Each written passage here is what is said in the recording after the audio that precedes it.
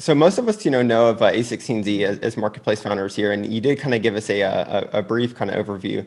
But maybe for those that aren't as familiar with it, and those of us that just kind of see some of the awesome resources that you guys put out, such as like the Marketplace 100 list, which I would say all of us here aspire to be on.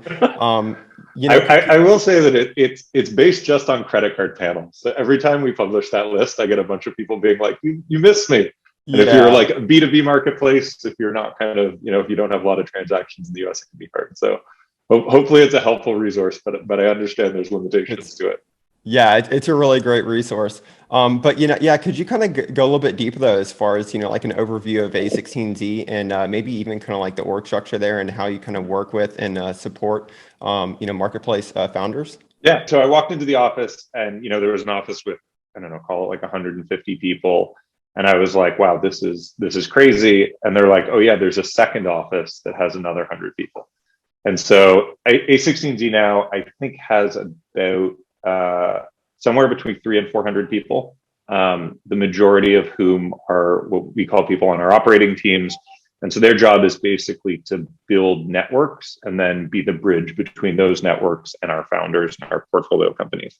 And so whether that's, hiring and talent, whether that is corporate partners, whether that's creators and influencers, whether that's media, kind of like whatever those networks end up being, we just try to put a bunch of people in there who can help kind of build and maintain those networks, and then hopefully that accelerates the rate at which kind of our portfolio companies can grow because they can get much easier access to those networks. I think the way Mark and Ben kind of envisioned it when they started it was basically, as a founder, there's a bunch of networks you need access to as you grow.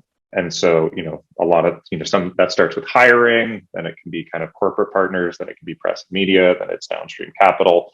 And they've kind of added to those networks as they've grown. But it was basically, where do you need to get plugged into in order to go from kind of young, hungry product founder with a unique insight on technology of the world to a kind of public market CEO. And so that's kind of the way the broader firm is structured. And so, for different companies, that means different things, but it's, I think it kind of reflects their commitment to putting themselves in the same position as founders.